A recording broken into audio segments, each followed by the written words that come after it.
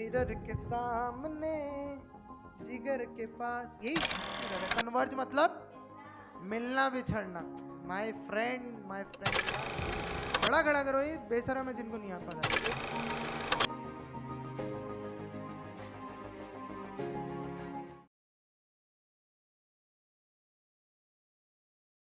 Light chapter हमें पता है हमने कितने पार्ट्स में तोड़ा है, 2 पार्ट्स में। क्या क्या है? रिफ्लेक्शन एंड, सबसे पहले पढ़ेंगे क्या? रिफ्लेक्शन पढ़ते हैं, ठीक है। अब इसमें मैं पहले बता देता हूं जो मुझे लगता है कि इंपॉर्टेंट है, जो आने के चांसेस हैं। सबसे पहले यहाँ पे आपको एक लॉज तो पता होनी चाहिए, लॉज ऑफ रिफ्लेक्शन। यहां पूछे ना पूछे, लॉज पे क्वेश्चन पूछे ना पूछे, लॉज पे क्वेश्चन पूछ सकता है 1 मार्क्स का। कैसा क्वेश्चन पूछता है अभी पता चलेगा। दूसरी चीज इसमें जो इंपॉर्टेंट है, इमेज फॉर्मेशन। एक इमेज फॉर्मेशन का क्वेश्चन दे सकता है। तीसरा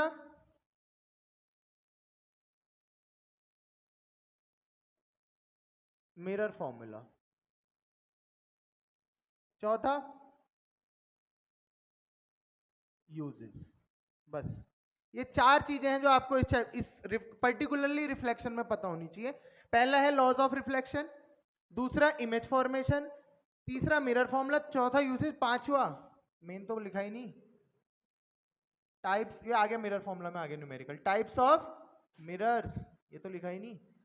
टाइप्स ऑफ मिरर्स मेन तो यही है। अब ऐसे इमेज फॉर्मेशन में आ गया हो, लेकिन टाइप्स ऑफ मिरर्स में बहुत क्वेश्चन पूछता है। हमें लगता है ना मिरर खाली कॉनकेव, कॉन्वेक्स और प्लेन है, उसमें बहुत क्वेश्चन पूछे जाते हैं। वो यूजेस हम नहीं पढ़ते चीजों के। यूजेस हम एसिड बेस सॉल्ट में भी हम सॉल्ट्स के यूजेस नहीं पढ़ते ना। हम जनरली सॉल्ट पढ़ लिया, उसका फॉर्मेशन पढ़ लिया, बस। यूजेस पे क्वेश्चन डालता है वो, पता है। मैंने आपको बताया है, आपसे पूछता है परमानेंट हार्डनेस ऑफ वाटर कौन रिमूव करता है? Washing soda. यूज है, ये मैंने यूज में लिखा रखा है ना। यूज भी इंपॉर्टेंट है। तो जो जो चीजें इंपॉर्टेंट आपको लगता है, लिमिटेड तो लिखाते हैं, वो लिमिटेड ही पढ़ना। अब उस लिमिटेड को भी आप काटोगे तो बहुत छोटा बन जाएगा, फिर दिक्कत हो जाएगी। तो स्टार्ट करते हैं। सबसे पहले लॉज ऑफ रिफ्लेक्शन। सबसे पहले मैं बताता हूँ रिफ्लेक्शन क्या होता है। रिफ्लेक्शन 2 वर्ड से याद रखने को आता, क्या? Bounce back. क्या? Bounce back. रिफ्लेक्शन मतलब ही क्या होता है? Bounce back. और बाउंस बैक कोई भी चीज कहां से कब करेगी? जब कोई आगे से ऑब्स्टेकल रखा होगा। मैंने कहा मैंने इसको यहां से फेंका, ये मेरे पास तक आ गया, रिफ्लेक्शन है। बाउंस बैक कहां हुआ है? तो आगे को जाएगा। अब मैं मान लो ये बॉल है, ये बॉल ली मैंने, बॉल फेंकी, वापस आ गई, मतलब क्या है? रिफ्लेक्शन। बाउंस बैक करके आई ना, तो मैं इसे क्या कह सकता हूं? ये क्या है? रिफ्लेक्शन। तो रिफ्लेक्शन सिंपल अगर आप समझो क्या है, एक वर्ड से, बाउंस बैक। अबे पूरी कहानी जो हमने इस चैप्टर में पढ़नी किसकी है?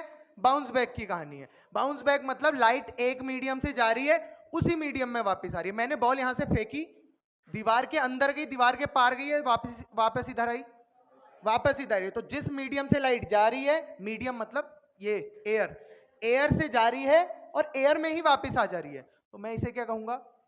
रिफ्लेक्शन। Bouncing back. तो डेफिनेशन याद नहीं करनी, सिंपल बनाओ। The bouncing back of a light from one medium to a same medium, other medium नहीं आएगा, वो रिफ्रैक्शन हो जाएगा। तो रिफ्लेक्शन क्या बोलोगे? किसी जब भी लाइट रे बाउंस हो रही है एक मीडियम से और उसी मीडियम में वापस आ जा रही है, हम उसे क्या कहते हैं? रिफ्लेक्शन। समझ में आया? ये स्टार्टिंग है। अब इसमें इंपॉर्टेंट क्या है? सबसे पहला लॉज ऑफ रिफ्लेक्शन। रिफ्लेक्शन के लॉज मैंने कहा है, हमेशा बताता हूं, हर चीज लॉ के तहत होती है, बिना लॉ के कुछ नहीं होता। हम खड़े हैं यहाँ पे, किस कारण से खड़े हैं? ग्रेविटी। ये नीचे, ये ऊपर से नीचे ही गिर रही है, क्यों? ग्रेविटी। हम चलते चलते रुक रहे हैं, क्यों? फ्रिक्शन। तो सब लॉ है ना। तो वैसे यहाँ पे भी रिफ्लेक्शन, लाइट का जाना और आना कोई एक पर्टिकुलर लॉ को फॉलो करता है। उन लॉज को हम क्या कहते हैं? Laws of reflection. कितने लॉज ऑफ रिफ्लेक्शन होते हैं? 2 लॉज ऑफ रिफ्लेक्शन होते हैं। बहुत इजी। उससे पहले मैं आपको रिफ्लेक्शन होता कैसे ये बता देता हूं, उससे हम लॉ बड़ी जल्दी समझ में आ जाएगा। अच्छा, ये क्या है?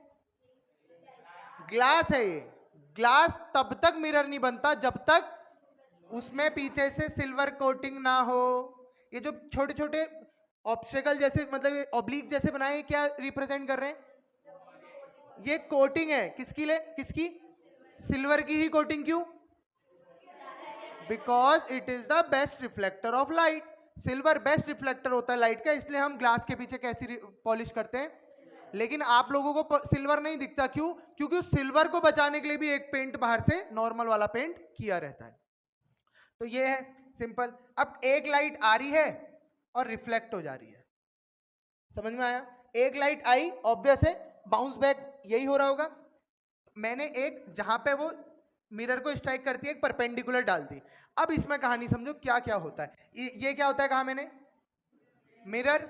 ये क्या है? जो भी लाइन गिर रही है, हमेशा याद रखना, इंसिडेंट मतलब क्या होता है? गिरना। तो जो भी लाइट गिर रही होती है सरफेस पे, उसे क्या कहते हैं? इंसिडेंट रे या इंसिडेंट लाइट। ये हो, अच्छा एरो से पता चला मुझे इंसिडेंट ये है, इंसिडेंट रे जो गिर रही है, एरो से पता चला ना गिर रही है। जहां पे गिर रही है उसे क्या कहूंगा?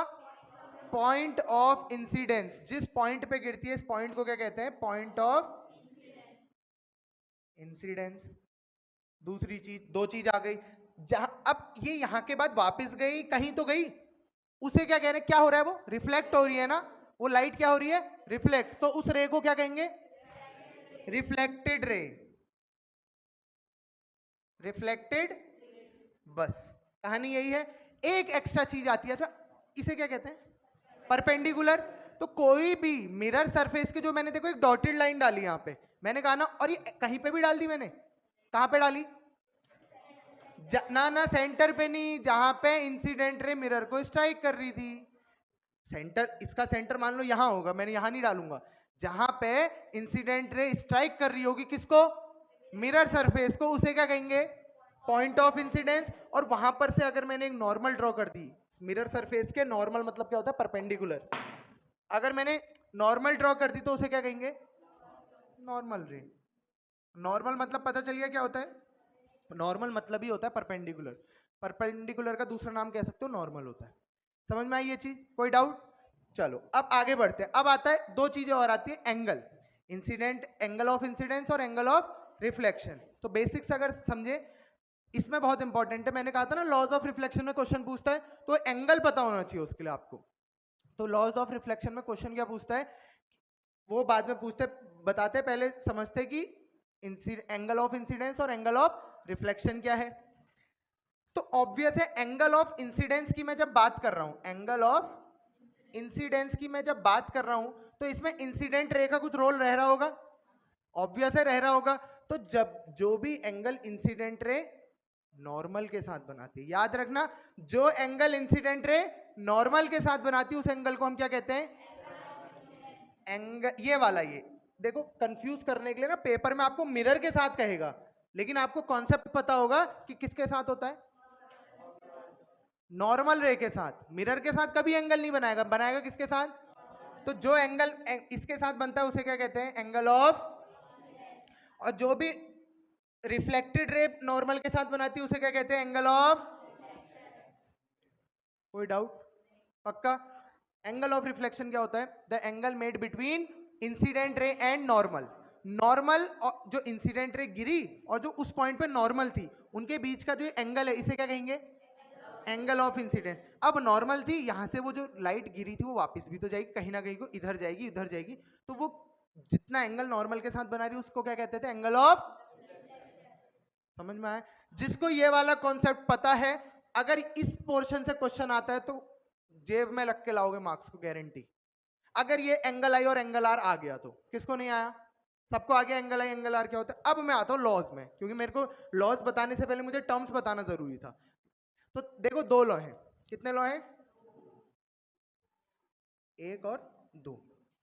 पहला लॉ कहता है, अगर ये आपको ये जो फिगर दिख रहा है आपको, ये डायग्राम, अगर ये याद है, दिमाग में ये बैठा हुआ है, तो आप पहला लॉ आराम से बोल लोगे, याद करने की जरूरत नहीं है। तो पहला लॉ क्या कहता है? ये कौन सी रे है? ये कौन सी रे है? ये कौन सी रे है? क्या चीज कॉमन दिख रही है तीनों में? सब एक ही जगह पे मिल रही है। ऐसा लग रहा है ना सब ये यहां पे आ रही है, यहां से जा रही है, ये भी यहीं पे आ रही। तो क्या बोलोगे? The incident ray, the reflected ray and the normal lies on the same plane. क्या कहा मैंने? इंसिडेंट रे, रिफ्लेक्टेड रे और जो नॉर्मल रे है, ये सब क्या होती है? एक ही पॉइंट पे लाई करती है और एट द सेम प्लेन। आप देखो, ये मान लो ये देखो इंसिडेंट रे, ये इंसिडेंट थी, उस पॉइंट पे ये नॉर्मल था, और ये यहाँ पे यहाँ से क्या हुई, रिफ्लेक्ट हुई। अच्छा ये तीनों चीज कहाँ पे हो रही है, एक ही प्लेन पे हो रही है, तो क्या कहा मैंने, लॉ यही बना, the incident ray, the reflected ray and the normal ray all lie on the at the, कहानी खत्म। ये आप लोग मेरी आवाज बोल रहे हो अभी, ये खुद से नहीं बोलोगे ना, खुद से नहीं बोला जाएगा, ये खुद से कब बोलोगे, जब घर जाके ना यही चीज आप अपने आप को दोबारा पढ़ा रहे होगे। तो क्या बोलना है, the incident ray, the reflected ray and the normal all lie on the at the, खत्म पहला लॉ। समझ में आया पहला लॉ। पहला लॉ ऑफ रिफ्लेक्शन क्या कहता है, जो इंसिडेंट रे होती है, रिफ्लेक्टेड रे होती है और नॉर्मल रे होती है, अरे दिख रहा है, याद क्यों करना है जब हमें फिगर पता है, तो नहीं पता फिगर वहीं पे बना लो। अगर हमें पता है कॉन्सेप्ट, एक मिरर है, ये भी नहीं पता, लो एक मिरर है, एक लाइट आई, वो रिफ्लेक्ट होगी, ऑब्वियस है, तो जहां पे गिरती है वहां पे एक नॉर्मल बना देता हूं मैं। तो ये होती है इंसिडेंट रे, ये होती है रिफ्लेक्टेड रे, और ये होती है तीनों एक ही प्लेन पे लाई कर रही हैं और एक ही, बस प्लेन और पॉइंट याद रखो। तो कंफ्यूज हो जाते हो तुम कि प्लेन ऑफ इंसिडेंस बोल दे, तो एक प्लेन है और एक पॉइंट है, किसी एक पर्टिकुलरली पॉइंट पे तो जा रही है, वो पॉइंट से निकल रही है ना, ये वाले पॉइंट से, उस पॉइंट का नाम भी पता है हमें, क्या है, पॉइंट ऑफ, कहानी खत्म। पहला लॉ समझ में आया, कोई डाउट किसी को। अब आते हैं दूसरे लॉ पे, दूसरा इंपॉर्टेंट है, दूसरे पे क्वेश्चन बनेगा, इस पे कभी कोई क्वेश्चन नहीं बनेगा, पहले लॉ पे पता होना चाहिए। लेकिन दूसरा लॉ क्या कहता है, the angle of incidence is always equal to angle of reflection. जो एंगल आई है, मतलब एंगल आई कौन सा, जो नॉर्मल और इंसिडेंट रे के बीच में, मान लो ये 30 डिग्री पे गिर रही थी, किसके साथ गिर रही थी, नॉर्मल के साथ। इंसिडेंट रे गिर रही है तो किसी के साथ एंगल बना रही है, वो कौन है, नॉर्मल। कितना डिग्री का एंगल बना रही है, तो गिरे जाएगी भी वापसी कितने डिग्री से, जितने पे गिरेगी उतने पे जाएगी। लॉ है लॉ। मैं चलते चलते रुक जा रहा हूं, क्यों, क्यों, क्या है ये तो हमें नाम दे दिया, क्यों, लॉ है।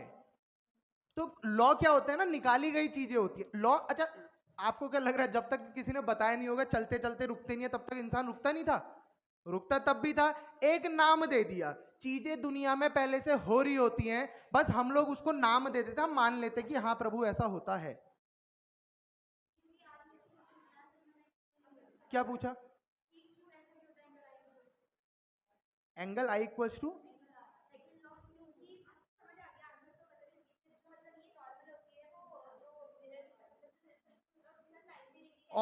खुद सोचो ना, देखो इसका एक क्वेश्चन, हाँ देखो, नहीं बाइसेक्टर नहीं, बाइसेक्टर क्या होता है ना, बाइसेक्टर क्या होता है, बीचों बीच कट करता है। तो ये रे हमेशा 90 को बीचों बीच कट करेगी, यहाँ पे 30 पे किया है, ये 30 पे किया है, ये कितना है 60। अब ये कितना बनाएगा कहा मैंने, तो ये कितना परपेंडिकुलर बाइसेक्टर का है, परपेंडिकुलर बाइसेक्टर तब होता है जब 45 पे काटता, बाइसेक्टर नहीं कह सकते आप। बाइसेक्टर मतलब मैंने कहा मैंने को इसको बाइसेक्ट करना है, इसका मतलब बीचों बीच कट करना होगा, ऐसा नहीं कि इस कोने से काट के मैं कह दूं बाइसेक्टर है। समझ में आया। तो एंगल आई और एंगल आर इक्वल होते हैं according to second law of reflection. क्या कहता है, the angle of incidence is always equal to angle of, अब ये तो हमें थ्योरेटिकल पता है, क्वेश्चन कहां पे पूछता है, क्वेश्चन आपको कहेगा the angle made by the incident रे with the mirror is 60 degree, find the angle of reflection.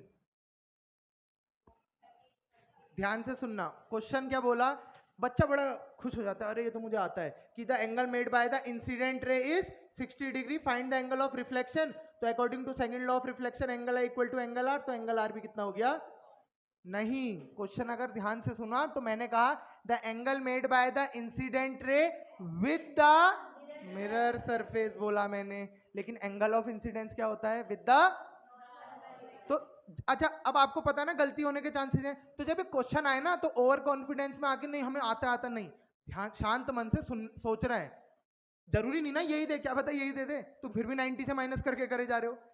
ध्यान से सुनना है, ध्यान से समझना है क्वेश्चन। क्वेश्चन अगर कह रहा है the angle made by the incident रे with the normal is 30 degree, तो तब एंगल आर कितना होगा और यही उसका एक दूसरा क्वेश्चन बना दिया मैंने, the angle made by the incident रे with the mirror surface is 30 degree, तब कितना हो जाएगा? क्यों हो रहा है अब समझ लो। पहले केस में मैंने कहा ये अगर the angle made by the incident रे with the normal is 30 degree, मतलब ये भी कितना हो जाएगा? क्योंकि हमें पता है angle I equal to angle. दूसरा क्वेश्चन, और दूसरे चांसेस कंफ्यूज करता है पेपर में, तो दूसरे के चांसेस ज्यादा रहते हैं। दूसरा कहता है the angle made by the incident रे with the mirror surface is 60 degree. अब ये 60 आपको पता है पूरा 90 था, इतना 60 तो बचा हुआ कितना? नॉट ऑब्वियस है ना, ये मैंने कहा था ऐसे गिर रही, ये है। अब इतने, ये 60 है, इतना बचा हुआ कितना होगा? 90 में से माइनस तो करोगे, तो ये कितना आ गया? 30। अब ये 30 तो ये भी कितना?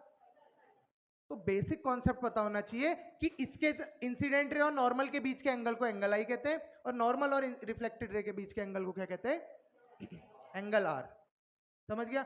और angle I equal to angle R होता है हमें according to second law of reflection पता है। कोई दिक्कत?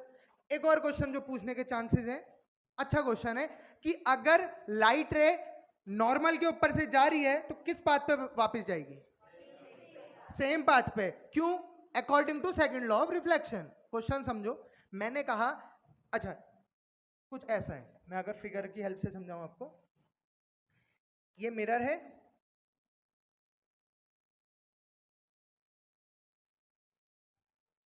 ये नॉर्मल था, ठीक है? अच्छा नॉर्मल मैंने गलती करी, पहले बना दिया, क्योंकि नॉर्मल कब बनेगा? जब इंसिडेंट रे जहां पे गिर रही है उस पॉइंट पे आएगा नॉर्मल, या कहीं भी बना दूंगा नॉर्मल। मान लो लाइट यहां गिर रही है, मेरे नॉर्मल यहां जाएगा क्या? नॉर्मल कहां जाएगा? जहां पे इंसिडेंट रे मिरर को स्ट्राइक कर रही है उस पॉइंट पे बनेगा। अब मैंने कहा मेरी रे परपेंडिकुलर गई, किसके? मिरर सरफेस के, तो कितने डिग्री के एंगल पे रिफ्लेक्ट होगी? 90 डिग्री के, 0 डिग्री? 90 डिग्री करता है बच्चा, क्यों पता है? वो कहता है अरे ये 90 डिग्री तो रिफ्लेक्ट भी 90 डिग्री होगी ना। कॉन्सेप्ट क्या था? एंगल किसके साथ बनता है? नॉर्मल के साथ। हम इसके साथ जो क्या देखेंगे? मिरर के साथ। ये अच्छा, ये नॉर्मल थी, इसी के ऊपर से मैंने क्या डाली? कित ये नॉर्मल, समझ लो ये नॉर्मल है, इसके ऊपर इंसिडेंट रे जा रही है, कितने डिग्री का एंगल है दोनों के बीच में? 0 ही तो कोई एंगल दिख रहा है। अगर इतना होता मैं कहता चलो 10 15 कुछ है, इतना 5 2 3, अब कितना है? तो 0 डिग्री है, तो रिफ्लेक्ट भी कितने पे होगी? क्यों? जितने पे गिरेगी उतने पे वापस होगी। तो एंगल आई अगर 0 है तो एंगल आर भी कितना होगा? तो जिस पाथ पे जाएगी उसी पाथ पे वापस हो जाएगी। मान लो ऐसे गिर रही होती तो ऐसे नहीं जाती, ऐसे जाती, ऐसे गिर रही है ऐसे आती। मतलब सिंपल है, जितने पे गिर रही है उतना ही एंगल नॉर्मल के साथ बनाएगी जाने वक्त भी। समझ में आया? कोई डाउट? पक्का? पहला टॉपिक क्लियर हो गया, लॉज ऑफ रिफ्लेक्शन। जो जो क्वेश्चन आ सकते हैं, तीन क्वेश्चन आने के चांसेस है। पहला क्वेश्चन क्या? एंगल का। दूसरा क्या? अगर इसी के ऊपर गई, अगर लाइट इसके ऊपर जाती है तो क्या होता है? मतलब अगर नॉर्मल के ऊपर से लाइट इंसिडेंट होती है तो क्या होता है? तीसरा क्वेश्चन लॉज ऑफ रिफ्लेक्शन ही पूछ सकता है, सबसे थर्ड ग्रेड क्वेश्चन होगा अगर पूछ रहा है तो आप लोग के लिए अच्छा है। 2 मार्क्स में पूछेगा explain the laws of reflection, तो अच्छा है, अच्छे से। ये नहीं कि 2 मार्क्स में तो कुछ भी लिखाओ।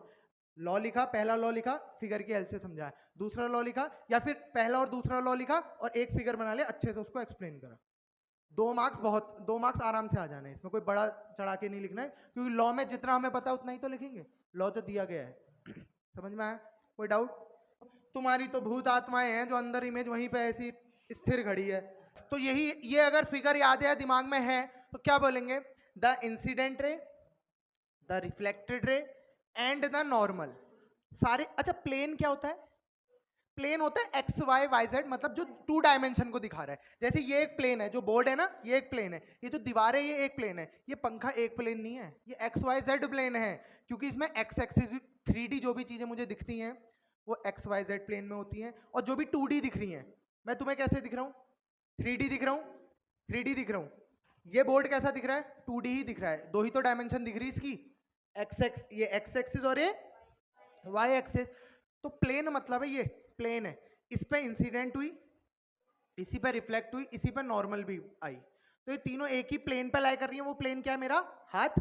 मेरा हाथ यहाँ पे प्लेन का काम कर रहा है। द इंसिडेंट रे, द नीचे वाला ब्लू वाला reflected ray and the normal all lie on the at the समझ में आया? कोई डाउट? किसी को डाउट नहीं है ना? सेकंड पे मूव कर रहा हूं, इमेज फॉर्मेशन। नहीं, पहले तो मिरर आएगा, पहले टाइप्स ऑफ मिरर पढ़ेंगे। लिखते जाना, इंपॉर्टेंट, रुक रुक के बताऊंगा नहीं मैं, जो बोलते जा रहा हूं उनको लिखते जाओ। अब आता है क्या टाइप्स ऑफ मिरर। कितने टाइप के मिरर होते हैं? दो टाइप के, plane mirror and spherical mirror. Spherical mirror फिर टूटता है दो में, कॉनकेव एंड कॉन्वेक्स। वैसे टोटल अगर गिनो तो तीन है, प्लेन, वो प्लेन, कॉनकेव, कॉन्वेक्स, लेकिन कॉनकेव कॉन्वेक्स भी एक साथ क्या बोले जाते हैं? Spherical mirror. तो सबसे पहले प्लेन मिरर आपको पता है, क्या ही बताऊं इसमें, बस इसकी एक दो खासियत बता देता हूं। जो हमारे घर में शीशा है वो कैसा है? प्लेन मिरर है। इसकी एक दो खासियत क्या है? सबसे पहली चीज है इसमें की वर्चुअल एंड डायरेक्ट इमेज बनती है। नहीं याद तो अपने आप को देखना शीशे में, सोचना कि मैं अपने आप को उल्टा दिखता हूं, दिखती हूँ, या उल्टा दिखता हूं, मतलब सर नीचे पांव ऊपर तो नहीं दिखते। अगर ऐसा दिखता है तो इसको क्या लिख देना? Real and inverted. Real and inverted नहीं याद हो रहा? इन्वर्टेड मतलब होता है उल्टा, इरेक्ट मतलब होता है सीधा। अगर अपने आप को सीधा देख पाते हो तो इरेक्ट लिखना, और इरेक्ट के साथ हमेशा कौन आता है? वर्चुअल आता है। अब अगर अपने आप को उल्टा देख पाते हो, कोई भूत प्रेत की आत्माएं हैं तुम्हारे अंदर, तो यहाँ पे इसको इन्वर्टेड लिखोगे, और इन्वर्टेड के साथ हमेशा क्या होगा? रियल बनेगा। समझ में आया? क्योंकि आपकी जो शीशे में दिख रहे हो वो ओरिजिनल नहीं हो आप, तो वर्चुअल है। वर्चुअल मतलब ही क्या होता है? इमेजिनरी। समझ में आया? पहली चीज। दूसरी चीज क्या है इसमें?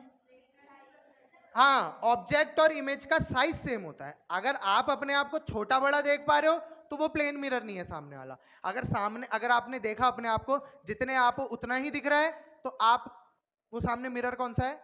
प्लेन मिरर है, पता चल जाएगा। दूसरी एक और चीज, जितनी दूरी ऑब्जेक्ट की मिरर से होती है उतनी ही दूरी इमेज की। एग्जाम्पल बता देते हैं आपको। मैं यहाँ पे खड़ा हूं, मिरर है, इमेज बन रही है मेरी, मैं आगे जाऊंगा तो इमेज पीछे को जाएगी, आगे को आएगी? आगे को आती है ना, मतलब मैं बड़ा, मेरी डिस्टेंस मिरर से कम हुई तो इमेज की भी डिस्टेंस, मैं और आगे बढ़ा तो और कम हुई, और कम कम होते जाती है। मतलब जितनी इमेज, मिरर और ऑब्जेक्ट की दूरी उतनी मिरर और अंदर जो इमेज बन रही है उसकी भी दूरी रहती है, इक्वल डिस्टेंस होती है। इस पे क्वेश्चन आ सकता है, हाँ ये अच्छा क्वेश्चन आ सकता है इस पे। एक है एनसीईआरटी पे, तब मैं आपको करा रहा हूँ, बताया भी है बल्कि मैंने। मान लो एक ऑब्जेक्ट है, वो अभी 9 सेंटीमीटर है, ऑब्जेक्ट और इमेज 8 सेंटीमीटर है, ठीक है। अगर ऑब्जेक्ट 2 सेंटीमीटर आगे बढ़ा, ऑब्जेक्ट क्या बढ़ा? 2 सेंटीमीटर आगे बढ़ गया, तो मुझे बताओ अब मिरर और ऑब्जेक्ट के बीच की इमेज क्या होगी? पहले ओ था, अब ओ डैश है ऑब्जेक्ट, इमेज आई है। अब मुझे बताओ ये वाली दूरी कितनी होगी? कितना? पक्का?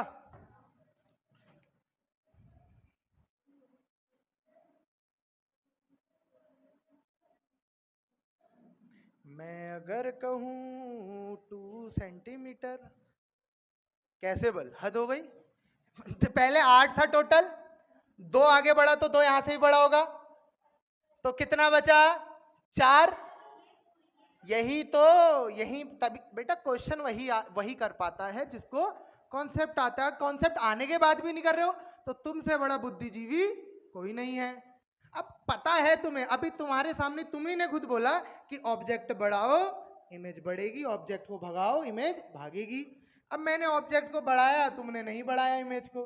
तुम्हारी तो भूत आत्माएं हैं जो अंदर इमेज वहीं पे ऐसी स्थिर खड़ी है। तुम आगे बढ़ते जाओ, भूत, अभी तुम्हें ऐसा हो कभी ना, ऐसे खड़े हो तुम, आगे बढ़ लो, इमेज वही है, तुम जिंदा नहीं हो, आत्मा आत्मा है तुम्हारे अंदर, ध्यान देना, ठीक है। नहीं समझे अभी भी तो समझो। मैंने क्या कहा? पहले ऑब्जेक्ट की दूरी कितनी थी? 8 थी। ऑब्जेक्ट यहाँ है, इमेज यहाँ है, तो 8 है, मतलब 4, ये 4 होगा, ये 4 होगा, इक्वल होती है, कहा मैंने। अब मान लो मैंने 2 सेंट, तभी तो डायग्राम बनाता हूँ मैं हर क्वेश्चन में, मेरे को अपने समझने के लिए बनाता हूँ मैं। ये 2, मान लो मैंने इसको 2 सेंटीमीटर आगे बढ़ाया, बढ़ाया, तो इमेज उधर को जाएगी 2, इधर को आएगी 2, इधर को आ गई 2, तो पहले जो 8 था अब कितना हो गया? 4 हो गया। तो इक्वल में बांटो तो, समझ में आया? कोई डाउट? तो इस टाइप का क्वेश्चन प्लेन मिरर में पूछ सकता है, एनसीईआरटी का है क्वेश्चन, तब आपको पूछा गया। अब आपको जरूरी नहीं है ऑब्जेक्ट इसकी पूछे, इन दोनों के बीच की पूछ दे तो 4 हो जाएगी। नए अब जो ऑब्जेक्ट, अब जहां पे ऑब्जेक्ट रखा है और जो उसकी इमेज बन रही है उसके बीच की पूछ ले, क्या है 4 सेंटीमीटर। समझ में आया? ये है प्लेन मिरर की कहानी, और तो कुछ नहीं है ना, एक बार देख लो तो। अच्छा लेटरल इन्वर्जन यार फेवरेट है मेरा, पहली रील ही उसकी आई थी मेरी यूट्यूब चैनल में, तो कैसे नहीं बताऊंगा मैं, हमारी पहली वीडियो है यूट्यूब की। लेटरल इन्वर्जन पता है आप लोगों को कौन फिनोमिना पूछ सकता है, मैंने जो जैसा क्वेश्चन दिया था कि लेटरल इन्वर्जन में कौन सा फिनोमिना यूज होता है। लेटरल इन्वर्जन क्या होता है पहले ये समझो। लेटरल मतलब आमने सामने, इन्वर्जन मतलब उल्टा। मैं ऐसे खड़ा हूं तो मिरर में मेरा ये हाथ कौन सा दिख रहा होगा मुझे, राइट, राइट दिख रहा है। मैं मिरर है, मैं ऐसे खड़ा किया तो ऐसा लग रहा है वहां से ऐसा हुआ है, लगता है, तो ये क्या हो रहा है, लेटरली इन्वर्ट हो जाए। लेटरली मतलब ऐसे, मैं एडिटिंग करता हूँ ना जब, तो वहां पे आता है इन्वर्जन दो टाइप का, एक आता है हॉरिजॉन्टल, एक आता है वर्टिकल। वर्टिकल में ऊपर का नीचे, नीचे का ऊपर, और ये हॉरिजॉन्टल वाले में ऐसे ऐसे करके, तो ये वाला है लेटरल इन्वर्जन, ये नहीं है। मैं ऐसा कर रहा हूँ तो क्या मेरा पाँव ऊपर सर नीचे नहीं हो रहा है, क्या हो रहा है, ऐसे हो जा रहा है, मतलब जो यहाँ लेफ्ट था वहां का राइट बन गया, जो यहाँ का राइट था वहां का लेफ्ट बन गया। तो लेटरल इन्वर्जन पूछ सकता है कि फेनोमिना कौन सा है, तो क्या बोलोगे, रिफ्लेक्शन। रिफ्लेक्शन के कारण ही तो हो रहा है। अगर अब तुम्हें क्या दिख रहा है, मेरा हाथ, अबे राइट दिख रहा है, तुम्हें मेरा हाथ ये कौन सा दिख रहा है, ये तेरा लेफ्ट है। तू आंखें खोल। अजय मैं फिर बता रहा हूँ, मिरर्स के यूजेस सबके पढ़ना, क्वेश्चन यूजेस से बनेगा, गारंटी है। क्वेश्चन यूजेस से बनेगा, जैसे कॉनकेव मिरर कॉन्वेक्स मिरर में बनता है कि वो कार के साइड वाला मिरर कौन सा होता है, बनते हैं ना इस टाइप के क्वेश्चन, तो ध्यान देना उसमें। अब आता है क्या, स्फेरिकल मिरर। इस नाम में पता है स्फेरिकल है, मतलब कुछ स्फेयर से टूटा गया पार्ट, ये स्फेयर होता है। स्फेयर, अच्छा इस स्फेयर को क्या कर सकता हूं मैं, दो तरह के से पेंट कर सकता हूं क्या, हाँ एक सिल्वर और एक गोल्ड ना, सिल्वर पेंटेबल। मैंने कहा दो तरह से पेंट कर सकते हो, कह रहा एक सिल्वर और दूसरा गोल्ड, प्लेटिनम में कर देता हूँ। ये बॉल है, ये अंदर से खोखली है, तो इस बॉल को मैं, मेरे पास क्या ऑप्शन है, इस बॉल के पास क्या, मेरे पास क्या ऑप्शन है, इस बॉल को दो तरह से पेंट कर सकता हूँ, एक बाहर से और एक अंदर से। तो जब मैं बाहर से सिल्वर की कोटिंग करता हूं तो कुछ ऐसा दिखेगा, और जब अंदर से सिल्वर की कोटिंग करता हूं, मैं इसी को दो में ब्रेक कर दे रहा हूं, ठीक है, तो कुछ ऐसा दिखेगा ये। तो जब कोई बात बिगड़ जाए तो याद रखना कि स्फेरिकल मिरर दो टाइप के, पहला क्या, कॉन्वेक्स, ये वाला कॉन्वेक्स है, और दूसरा, अब कैसे याद रहे, केव। जहां पे केव से रिफ्लेक्शन होगा उसे कहूंगा कॉनकेव मिरर, और जहां पे बल्जिंग आउट सरफेस से, उभरी हुई सतह से रिफ्लेक्शन होगा उसे क्या कहूंगा, कॉन्वेक्स मिरर। देखो कॉनकेव पढ़ो, कॉन्वेक्स उसका उल्टा। कॉनकेव क्या कहता है, अगर लाइट केव में घुस रही है, लाइट गुफा में से जा रही, गुफा में, अच्छा रिफ्लेक्शन कहां से हो रहा है, लेफ्ट से राइट से, लेफ्ट से। ऑब्वियस है शाइनिंग सरफेस से कभी भी रिफ्लेक्शन नहीं होगा, शाइनिंग सरफेस के अपोजिट से होगा। तो जैसी लाइट डाली वो क्या हुई, रिफ्लेक्ट हुई, क्या हुई, रिफ्लेक्ट हुई। तो इस मिरर कहां से हुई है, केव से, तो इसे क्या कहा, कॉनकेव। और इधर कहां से हुई, बल्जिंग आउट से, तो इसे क्या कहा, कॉन्वेक्स मिरर। समझ में आया, कोई दिक्कत। अब इनकी कुछ चीजें हैं जो समझनी, जो जैसे वहां पे इंसिडेंट रे, रिफ्लेक्टेड रे वगैरह थे, यहाँ पे भी वो चीजें हैं, लेकिन कुछ और चीजें भी आती है। अच्छा ये किसी स्फेयर का काटा हुआ पार्ट है, तो उसका कुछ सेंटर भी होगा, इसे कहते हैं centre of curvature. Centre of curvature मतलब वो पूरा, कर्वेचर कहते हैं जिसका वो पार्ट होता है, जिस स्फेयर का वो पार्ट होता है उसे हम कर्वेचर कहते हैं। तो उस स्फेयर का ही तो सेंटर है, इसीलिए सेंटर ऑफ कर्वेचर, पहली चीज। अच्छा सेंटर, अच्छा ये जो इसका रिफ्लेक्टिंग सरफेस का सेंटर होता है इसे क्या कहते हैं, पोल, इतना पता है। अब सेंटर से जो पोल की दूरी होती है इसे क्या कहते हैं, सबको पता है, रेडियस ऑफ कर्वेचर या फिर रेडियस का हो। अब रेडियस, ये सेंटर ऑफ कर्वेचर और पोल के बीच, बीचों बीच की डिस्टेंस को क्या कहते हैं, फोकल लेंथ, डिस्टेंस को कहा मैंने, क्या कहते हैं, और पॉइंट को क्या कहते हैं, फोकस। अब फोकस होता क्या है, एक कॉनकेव का बता रहा हूँ, हाँ सब दोनों का अलग अलग है। कॉनकेव का फोकस क्या होता है, एक ऐसा पॉइंट मिरर प्रिंसिपल एक्सिस, अच्छा प्रिंसिपल एक्सिस नहीं बताया ना, प्रिंसिपल एक्सिस वो होता है जो सेंटर ऑफ कर्वेचर और पोल से दो पॉइंट से जाने वाली कितनी लाइनें हो सकती हैं, 9th क्लास में है क्वेश्चन लाइन्स एंड एंगल्स में, कि दो पॉइंट से जाने वाली कितनी लाइनें बन सकती हैं, एक ही बन सकती है, एक के अलावा दूसरी नहीं बन सकती। तो प्रिंसिपल जो सेंटर ऑफ कर्वेचर और पोल से पास होती है उसे क्या कहते हैं, प्रिंसिपल एक्सिस। तो प्रिंसिपल एक्सिस में क्या बता रहा था, फोकस। प्रिंसिपल, जब भी रेस पैरेलल होंगी किसके, तो कहां जाएंगी, जब भी बच्चों को दिक्कत होंगी वो कहां जाएंगे, यार बाबा ये तो इज्जत बढ़ा दी पढ़ने जाएंगे, और पढ़ने के लिए जगह कहाँ है, कोचिंग। तो जब भी रेस पैरेलल है, ऐसा समझो ये पैरेलल रेस क्या है, पेपर है, पेपर आए तो बच्चे कहाँ को आए, पेपर आए बच्चे कहाँ को आए, तो जब पेपर क्या है, पैरेलल रेस, पैरेलल रेस। तो जब भी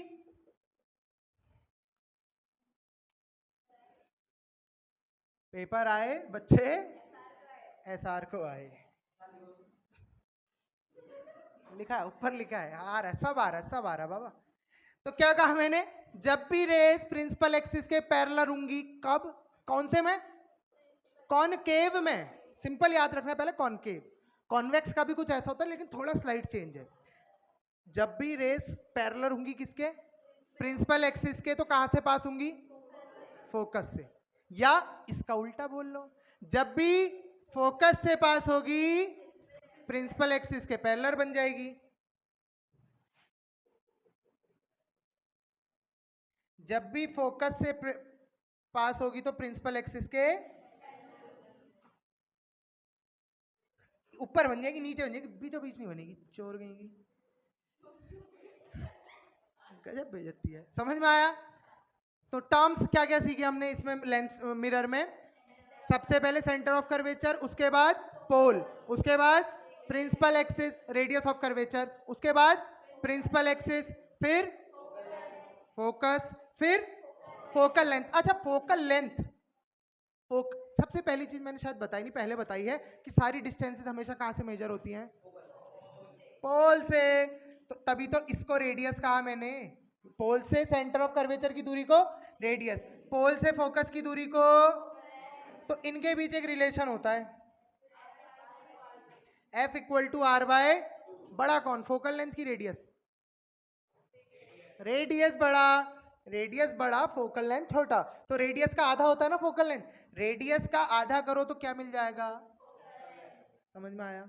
एक क्वेश्चन बनने के चांसेस बनेगा नहीं, लेकिन बाय चांस वाली बात है, बन गया तो अच्छी बात है, और 1 मार्क्स में बनेगा, 1 मार्क्स में, जैसे वहां पे एंगल का बनेगा 1 मार्क्स पे, वैसे यहाँ पे भी 1 मार्क्स पे बन सकता है, ठीक है। F equal to R by 2, तो हमने टर्म समझ लिए कॉनकेव के। अब हम पढ़ते हैं क्या, रूल्स फॉर कॉनकेव मिरर, एक ही उसमें सारे रूल समझा रहा हूं मैं, बाकी के लिए यूट्यूब वीडियो के पे जाए, हाँ यूट्यूब में डाला है भाई इसका वीडियो, कुछ तो फायदा हो। ये प्रिंसिपल एक्सिस, ये सेंटर ऑफ कर्वेचर, ये फोकस, ये फोकल लेंथ, ये रेडियस ऑफ कर्वेचर, अभी तक इतना पढ़ लिया, और ये पोल, समझ में आया, इतना पढ़ लिया। अब 4 रूल है, ऑब्वियस है, इमेज कहाँ गया वो, इमेज फॉर्म होगी तो कुछ रूल्स के तहत हो रही होगी, तो वो रूल क्या है, 4 रूल है। सबसे पहला रूल, जो भी फोकस से जाएगी प्रिंसिपल एक्सिस के पैरेलल हो जाएगी। दूसरा, जो भी पैरेलल होगी प्रिंसिपल फोकस से जाएगी, जो भी प्रिंसिपल एक्सिस के पैरेलल होगी। तीसरा, सेंटर ऑफ कर्वेचर से पास होने वाली उसी पाथ पे रिफ्लेक्ट हो जाएगी। और चौथा, angle I equal to angle R, जितने एंगल पे गिरेगी, ऑब्वियस है लॉ, रिफ्लेक्शन हो रहा है तो लॉ को भी फॉलो कर रहा होगा अपने, तो जितने एंगल पे गिरेगी उतने ही एंगल पे रिफ्लेक्ट हो जाएगी। चारों रूल समझ में आए। इन चारों का यूज करेंगे हम किसमें, इमेज फॉर्मेशन में।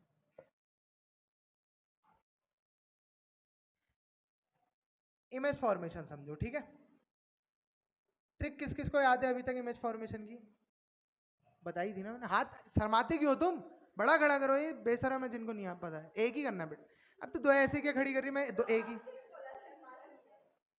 हाँ वही वाला, वो ये वाला याद है? और किसी को याद नहीं है? और पीछे वैभव, ये कैसा हाथ खड़ा है? ऐसा होता हाथ। और इधर, हाँ ये काट, तुम तो चॉपिंग क्या कर रहे हो? ये स्टार्टिंग से आ रहा हो। चलो आप समझो। अबे अगर मैं रिवीजन नहीं कराता तो YouTube वीडियो जिंदाबाद। YouTube में डाली है, कॉन्सेप्ट डाला है मैंने यार। नहीं अरे तुम्हें तो आता है, मैं कह रहा हूँ जिन्हें नहीं आ रहा। ये देखो, सबसे पहले ना इमेज फॉर्मेशन का तरीका बताता हूँ। आएगा एक ही, और मुझे नहीं लगता मिरर का दे दे तो बढ़िया है, नहीं तो देखो उसके पास चार ऑप्शन है। Concave mirror, convex mirror, concave lens, convex lens. अब इन चारों में से कितने टोटल कितने हैं? क्यों है? चार। 6 6 12, 12 2 14 2 16, 16 है टोटल। 6 केस इसमें होते हैं, 2 केस कॉन्वेक्स मिरर में होते हैं। 6 2 8, ऐसी 8 वहां भी होते हैं। कितने? 8 8 16, 16 है। अब 16 में से कोई भी एक दे देगा। और कॉन्सेप्ट ऐसा कोई नहीं है कि मतलब लक वाली बात है कि कोई अच्छा दे दे, सब एक जैसे ही है बस। और चांसेस किसके ज्यादा है? यहाँ कॉन्वेक्स मिरर के देने के और वहां कॉनकेव लेंस के, क्योंकि दो दो केस है। ठीक है, तो देखो आपको सबसे पहले क्या सी बनाया, इसके आधे पे गलती नहीं करनी है। सबसे पहले सी बनाओ, या फिर स्केल लेना, बड़ा स्केल लेना। ये देखो, सब आपने पोल से मेजरमेंट कैसे करनी है? ये पोल है, मैं मान लो अगर अब इस बोर्ड में तो बड़ा 20 सेंटीमीटर आ रहा है, अगर सेंटर 20 पे रख रहे हो, 22 पे रख रहा हूं, तो फोकस कहां पे रखूंगा? 11 पे। अब यार एग्जैक्ट रखा है, मजा आ गया।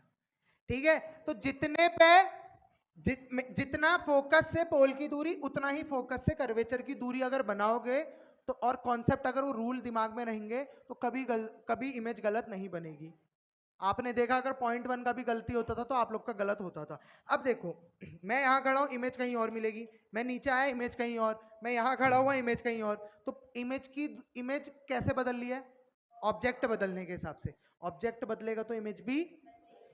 तो ऑब्जेक्ट कितनी जगह पे हो सकता है ये समझते हैं। सबसे पहला कहीं दूर, उसके बाद बिहाइंड कर्वेचर, उसके बाद उसके बाद उसके बाद उसके बाद उसके बाद बस। ठीक है, तो कितने क्या क्या है? या तो इन्फिनिटी पे होगा ऑब्जेक्ट, या कर्वेचर के पीछे होगा, या कर्वेचर पे होगा, या इन दोनों के बीच में, या एफ पे, या इधर पे। तो जैसे ऑब्जेक्ट इधर को बढ़ रहा है ना, देखा आपने ऑब्जेक्ट वहां से इधर को आ रहा है, तो इमेज यहां से। तो सबसे पहला केस याद होना चाहिए, जब भी ऑब्जेक्ट इंफिनिटी पे है तो इमेज कहां बनने वाली है? कहां बनने वाली है? तो सिंपल इसका देखो, एक इजी इजी मेथड बताता हूं। एक तो जो मैंने कॉपी में कराया वो भी, और एक ये है पैरेलल फोकस। इतना ही बना दो, पैरेलल बन गई एफ पे इमेज। ऑब्वियस है, जब भी इंफिनिटी का ऑब्जेक्ट देख रहा हूं तो मुझे फोकस करना पड़ेगा। तो इंफिनिटी पे जब भी ऑब्जेक्ट, और इंफिनिटी से रेस कैसी आती है? पैरेलल। तो इंफिनिटी से रेज आई तो पैरेलल है, और पैरेलल होगी तो पैरेलल होगी तो और इमेज कब बनती है? जहां पे दो रेज इंटरसेक्ट करती हैं। तो यहां पे इंटरसेक्ट करा तो ये पॉइंट क्या है? फोकस। तो इसकी क्वालिफिकेशंस लिखनी होती है, उसका क्वालिटीज। सबसे पहला ऑब्जेक्ट इंफिनिटी पे था तो इमेज कहां पे बनी? कैसी बनी? चलो पहले हाईली डिमिनिश्ड लिख दिया। हाईली डिमिनिश्ड क्योंकि ऑब्जेक्ट इंफिनिटी पे है, मेरे लिए तो बहुत बड़ा ऑब्जेक्ट है। अब मुझे यहां से क्या कहते हैं, वो जंगल का पेड़ बहुत छोटा दिख रहा है, एक्चुअली में तो बड़ा होगा ना जंगल, तो मेरे को छोटा दिख रहा है क्योंकि इंफिनिटी पे है। तो इमेज कहां पे बनी? फोकस पे। कैसी बनी? पॉइंट साइज बनी। देखो पॉइंट साइज बनी ना। इमेज की हाइट किससे मेजर होती है?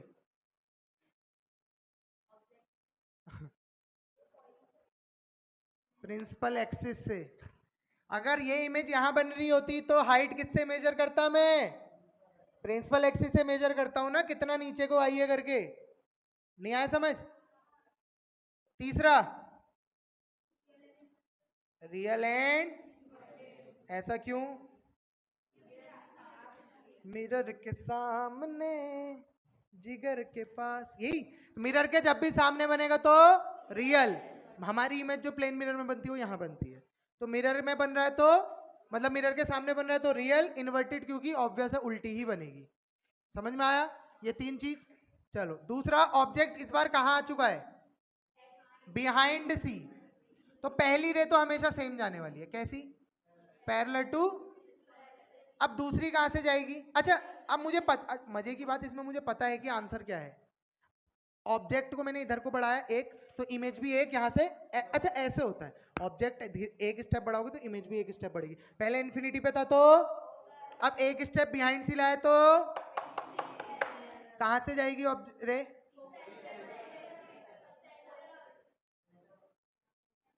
इस पाथ से जाएगी और इसी पे बैक हो जाएगी, क्योंकि तीसरा वाला मेरा यही कहता था कि सेंटर ऑफ कर्वेचर से जो भी रे पास होती है उसी पाथ पे बैक हो जाती है। तो कहां पे बनी इमेज? पता था मुझे, ऑब्जेक्ट यहां से इधर को बढ़ाऊंगा तो इमेज यहां से आगे को बढ़ेगी। अब देखो ये है हाइट, उल्टी क्यों है? क्योंकि यहां से ऊपर है और इमेज यहां से, अभी मैं तेरे को बता रहा हूं, यहां से ऑब्जेक्ट ऊपर है, यहां से इमेज यहां से नीचे को आई। ये अगर ऑब्जेक्ट ए बी था तो यहाँ पे ऑब्जेक्ट क्या है? ए डैश बी डैश। तो यहाँ पे ऐसा ऑब्जेक्ट है अगर, तो इमेज कैसी है? उल्टी है ना। तो देखो बनी कहां पे? Between focus and curvature. कैसी बनी? छोटी बनी, स्मॉलर देन द ऑब्जेक्ट।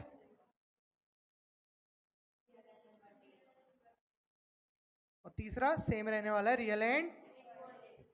कोई दिक्कत? समझ में आया? पक्का? तीसरा, ऑब्जेक्ट कहां को बढ़ा रहा हूं? At curvature. पहली रे तो हमेशा कैसी आने वाली है? Parallel. Parallel to the principal axis. कहां से पास हुई? दूसरी कहां से पास होगी? फोकस से पास होगी, क्योंकि ऑप्शन और कोई है नहीं। फोकस से पास होगी तो क्या होगा? Parallel to the image. कहां बनेगी? क्योंकि एक स्टेप जैसे मैंने यहां से इधर को बढ़ाई, इमेज भी तो यहां को बढ़ी, तो इमेज इससे पहले मैं यहां बनी थी, इस बार कहां बनेगी? एट। कैसी बनी?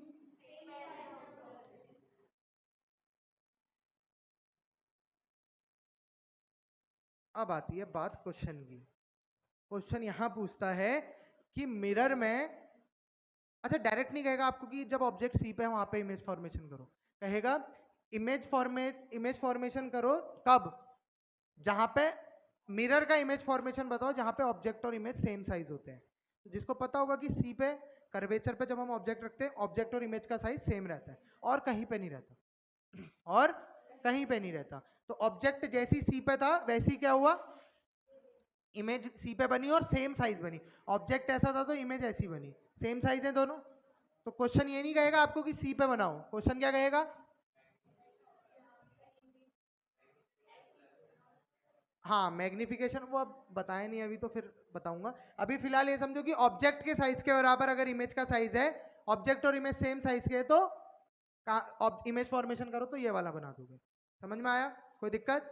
नेक्स्ट ऑब्जेक्ट, अच्छा अब आपने देखा ऑब्जेक्ट दूर से आ रहा था, इमेज छोटी बन रही थी, अब धीरे धीरे बढ़ रही है इमेज। पहले पॉइंट साइज बनी थी, फिर इतनी बनी, अब बढ़ी, तो अब इमेज और बढ़ेगी। तो ये मेरा मेन, मैं ये बताना चाह रहा हूँ, ये कौन सा मिरर है? कन्वर्जिंग मिरर है। कौन सा मिरर है? क्यों है? कन्वर्ज कर रहा है। देखो कोई भी रे आई, इसने बाहर को फेंका अंदर को फेंका? अंदर को फेंका, तो कन्वर्जिंग मिरर है। कन्वर्ज मतलब मिलना बिछड़ना। माय फ्रेंड याद आ गया, मिलना बिछड़ना। खुश है? खुश हो गया लड़का, अरे शर्मा रहा है हाँ। मिलना बिछड़ना, मिलना मतलब कन्वर्जिंग कॉनकेव, बिछड़ना मतलब डाइवर्जिंग जो कि कॉन्वेक्स है। भाई आराम दे, ठीक है। अब इसका एक लास्ट केस अलग है थोड़ा, वो बता देता हूं। अब लास्ट केस क्या है? ऑब्जेक्ट कहां पे है? देखो हमेशा ना जो यूनिकनेस होती है वो चीजें पढ़ा करो पहले। यूनिक चीजें पूछी जाती हैं। तो यूनिक क्या है? अभी तक अब देखना, ये ऑब्जेक्ट है, पहली रे आई, दूसरी,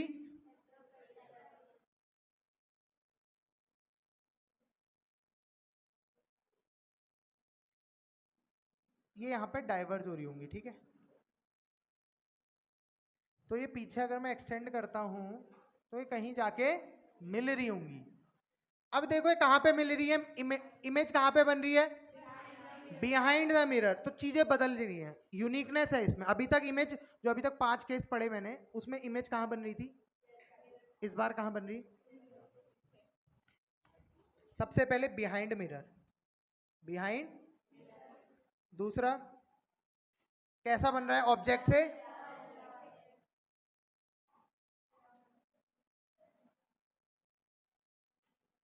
ये बदल रहा है, यहाँ पे जो अंतर है वो ये बदल रहा है कि वर्चुअल एंड डायरेक्ट है।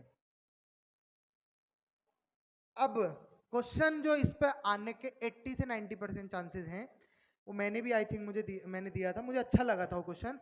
क्वेश्चन कहता है इमेज फॉर्म करो जहां पे वर्चुअल और इरेक्ट इमेज बनती है और ऑब्जेक्ट से बड़ी बनती है। ऑब्जेक्ट से बड़ी इमेज बन रही है। अच्छा, बच्चा बड़ा वो रहता है ना, बच्चा देखता है सिर्फ वर्चुअल एंड इरेक्ट और मिरर, तो वर्चुअल इरेक्ट कौन से मिरर में बनती है? कॉन्वेक्स में। तो बच्चा डायरेक्ट कॉन्वेक्स मिरर कहता है ना। दूसरा कंडीशन भी तो पढ़ो, कॉन्वेक्स में हमेशा इमेज छोटी मिलती है। क्वेश्चन कह रहा है इमेज बड़ी चाहिए। तो इमेज बड़ी कहां मिल रही है? इकलौता ऐसा केस है। तो इस केस को अपनी बुद्धि में बैठा लो। क्या क्या बैठाना है? कि ऑब्जेक्ट छोटा इमेज बड़ी, ऑब्जेक्ट छोटा इमेज बड़ी, और भी थे। ऑब्जेक्ट बड़ा इमेज छोटी और भी, नहीं सॉरी, ऑब्जेक्ट छोटा इमेज बड़ी और भी है। फोर्थ केस है ये जब फोकस पे नहीं, फिफ्थ केस जब फोकस पे होता है। फोर्थ केस ऑब्जेक्ट बड़ा, ऑब्जेक्ट छोटा था, इमेज बड़ी मिल रही थी। लेकिन अंतर क्या है? ये वर्चुअल एंड डायरेक्ट है, और वो जो दो हैं वो क्या बन रहे थे? समझ में आए चीज? कंफ्यूज तो नहीं हो रहे हो ना?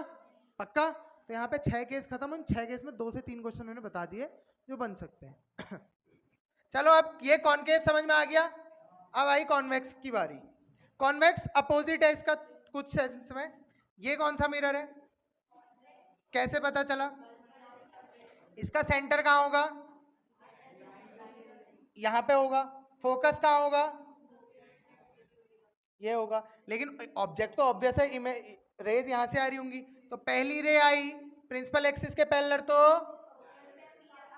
Appears to pass through focus. Actual में फोकस से नहीं जा रही होगी, ऐसे हमें लग रहा होगा कि फोकस से जा रही है। और दूसरी रे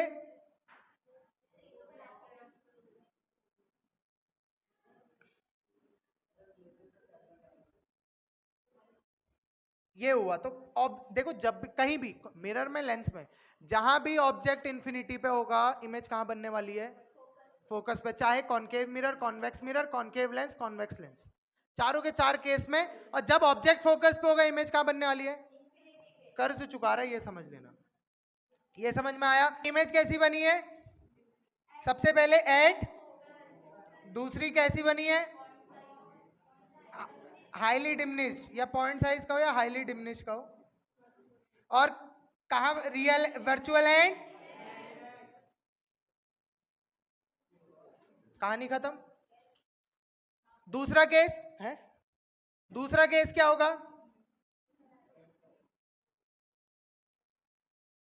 कहीं नॉन डिस्टेंस पे होगा, इंफिनिटी और पोल के बीच में। पहली रह गई पैरेलल, कहां से? Appears to pass through. दूसरा कर्वेचर से जाएगी, तो कहां पे बनेगी? Between pole and. तो सबसे पहली चीज कहां पे बन रही है? बिटवीन। एक चीज गौर करने वाली है, दोनों में ऑब्जेक्ट से छोटी इमेज बन रही है। तो कॉनकेव कॉन्वेक्स लेंस हमेशा जब बड़ी चीज को छोटा करके देखना है तो कौन सा मिरर? Convex mirror. बड़ी चीज को छोटा करके देखना है तो कौन सा मिरर? छोटी चीज को बड़ा करके देखना है तो? दूसरा चीज क्या?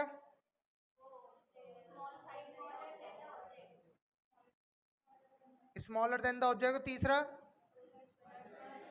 तो पूछे कि कौन सा मिरर हमेशा वर्चुअल इरेक्ट या फिर सीधी इमेज बनाता है? Convex mirror. देखो कंफ्यूजन होने के भरपूर चांसेस हैं, तो जो नॉलेज है उसको थोड़ा दिमाग में घुमाओ और कॉपी में मतलब कहीं पे लिख लो, पूछ रहा है कहीं पे क्वेश्चन आ रहा है तो कहीं पे बना के देख लो। जरूरी नहीं है कि वहीं पे ऑन द स्पॉट बताना है, कोई मार्क्स उसके नहीं मिल रहे हैं, मार्क्स सही वाले के मिलेंगे। ठीक है।